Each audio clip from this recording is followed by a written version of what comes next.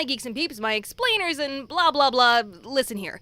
If you know that intro, chances are you know who I am. And if you don't, hi, I'm Rebecca. Thank you kindly for noticing I don't have a mouth. Jumped right out of the inkwell without it. Anyways, back to my original point. If you know me, there's a chance you may one day be gallivanting about in the world post-pandemic and happen to spy a wild Becca in her natural habitat.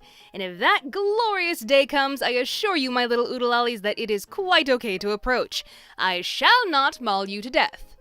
Probably. Something that you'll hear a lot from Storytime animators is that they don't know why people get excited or overwhelmed meeting them. Oh, please don't cry. I'm just a weirdo who spends way too much time in front of a computer screen and doesn't shower nearly as much as I should. That's it. That's the reality of our situations. The day-to-day of what we do is not glamorous. Actually, strike that. I'll tell you the one time that this job does feel glamorous. Conventions, where sponsors give us a metric ton of free stuff, and when we step on a stage, everybody goes, bah! But even then, you're working really hard at these events. You're sweaty and exhausted and your feet hurt because you just had to wear the sparkly red high heels, didn't you, Dorothy? Click them together, maybe you'll get some Dr. Scholl's, you fashionista wannabe. Wait, what was I talking about? Oh, right, meeting all of you. Sit down, I got funny stories. About 3-ish years ago, I was at the grocery store. Nothing particularly important about this trip, I was just getting my things. I got in line for the checkout and there was a high school kid and his mom in front of me. Big, tall, football player kind of guy. Now, when I'm at a convention or on the rare occasion appearing on camera for a video, I tend to doll myself up a bit.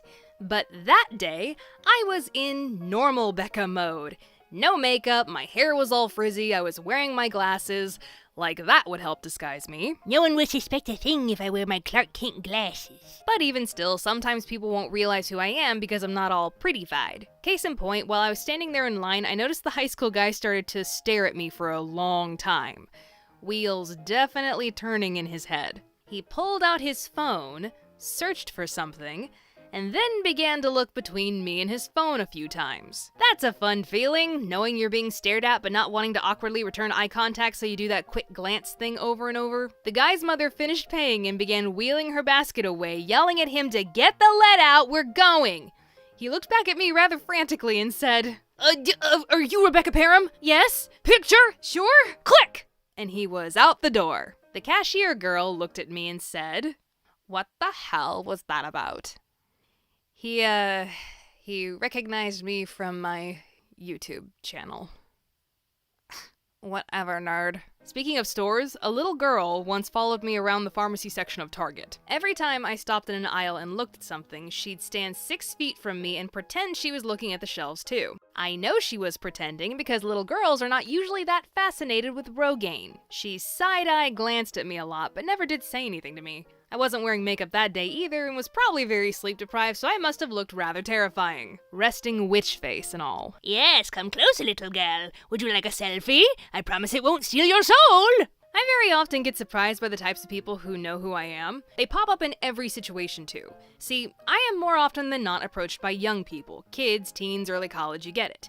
So when my mom and I were in the airport and we walked up to our gate, I was rather surprised when a man traveling alone in his 40s came up to me and said, "Excuse me, but are you Rebecca Parham?" I was not ready for that. My brain fully expected this man to say, "Excuse me, is this the flight to London?" or some other old person thing like, "Do you remember that show Thundercats?" He was a nice guy and told me that he watched my videos with his daughter. Ah, your child forces you to watch me. Now that makes sense. Well, fair play to you, dedicated parental unit. Another place I was blindsided was when I went looking for rent houses in LA last year. I didn't actually move there, by the way. Fun fact, LA housing contracts are signed in blood, if you catch my drift. But I digress. I went out to look at a rent house one day, and when I got there, I was greeted by the real estate agent, a woman who looked to be about in her late 40s. She walked me around, told me about the place, basically just did her job.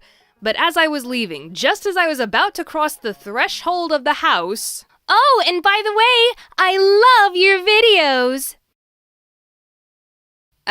Thank you.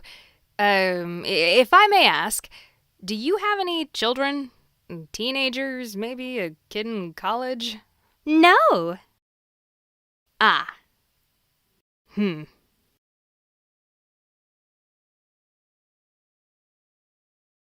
There was this one time, back in 2019, I was in downtown San Antonio for San Japan. a big old Weeb Fest anime convention. I was there to sing at a concert with fellow YouTubers Caleb Hiles, Anna Pantsu, and CG5. The night before the convention started, we all went to dinner, and when we were done, we called an Uber to get back to the hotel. I was in the front seat and Caleb was in the back seat directly behind me. We must have been talking about something very interesting because I had turned towards my window to better speak to him over my shoulder. The car stopped at a red light, and while we were sitting there, some movement outside of my window caught my eye.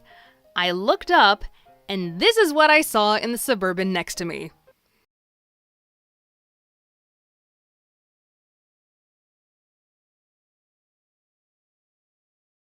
Funny enough, there was one time my face wasn't even the thing getting recognized. About 3 years ago, I was at Disney World with my family, and on this particular day we were at Epcot. David and I were waiting outside the bathrooms for Mom and Rachel when a girl walked by and noticed that David was wearing an Aperture Laboratories t-shirt. The nerd. She stopped and said, Hey, I really like your t-shirt. I couldn't help but notice that the girl was wearing a Spirited Away shirt, so I said, Oh, and look, you're wearing Hayao Miyazaki. You really ought to go over to the Japan Pavilion here. They have all sorts of fun anime and manga stuff. I was rather satisfied with my perfectly executed social interaction there. Ha, my fellow geeks are so easy to talk to. But then I noticed how she was looking at me. She was staring very intently and squinting her eyes in suspicion. Immediately, I thought I had said something stupid. Oh god, I insulted her. I assumed she liked anime. I mispronounced Hayao Miyazaki. I did something. I must have. She just kept staring at me, but then said, You sound familiar. Hello, my geeks and peeps, My explainers and entertainers, my little oodle-ollies, Rebecca Pound here. And that was all she needed to hear. Who needs to stand in line to take a picture with a princess? You got a moderately popular YouTuber over here. But I'll never forget the only reason I got recognized that day was because of David's nerdy shirt. You win this one, brother. And speaking of nerdy shirts, we have one of those sweet new Witch of the Wood shirts in the shop for ya. We call this one the Garden Witch shirt. Good for ladies, gents, and all other corporeal beings. Get 'em while they're hot, baby cakes. Link in the description below. Alright, I think I'm just about out of time for this video. Now don't forget, explainers and entertainers, if you see this face poking about in the post-pandemic outside world, you shan't be afraid to introduce yourselves. It warms my heart to see your blessed little faces and subsequently squeeze them. Have a good day, my little oodle-ollies. Thank you so much for tuning in, but now I gotta tune out. Bye!